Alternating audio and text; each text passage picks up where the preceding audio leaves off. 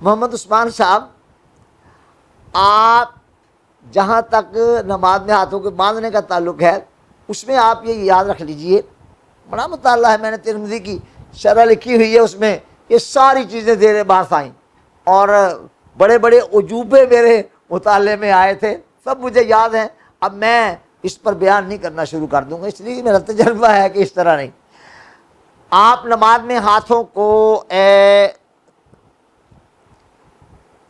یہاں باندھ لیں، اگرچہ یہ میرا طریق نہیں ہے، اور ہاتھوں کو آپ یہاں باندھ لیں اور ہاتھوں کو آپ زیر ناف باندھ لیں، یا ہاتھوں کو آپ چھوڑ دیں۔ صرف ایک جماعت جو ہاتھوں کو یہاں سر پر باندھنے کی قائل ہے، اس کی تو مخالفت کرتا ہوں، کیونکہ یہ ہر اعتبار سے ناقابل قبول ہے۔ باقی سارے طریقوں سے آپ نماز پڑھیں گے، آپ کی نماز ہو جائے گی، لیکن میرا طریقہ زیر ناف ہاتھ باندھنے کا ہے۔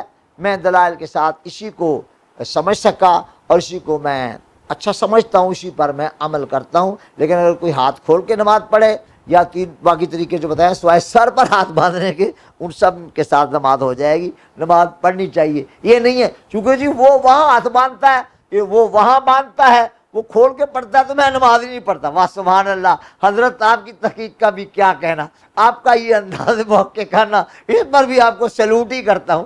جانے دیجئے، اتنی مخالفت بھی اچھی نہیں ہوتی۔ اب دیکھیں مخالفت تو کر رہے ہیں جی، وہ طریقہ ان فقہاء کا، وہ علماء کا یہ انداز ہے، ان علماء کا یہ انداز ہے، اور میں نماز ہی نہیں پڑھتا۔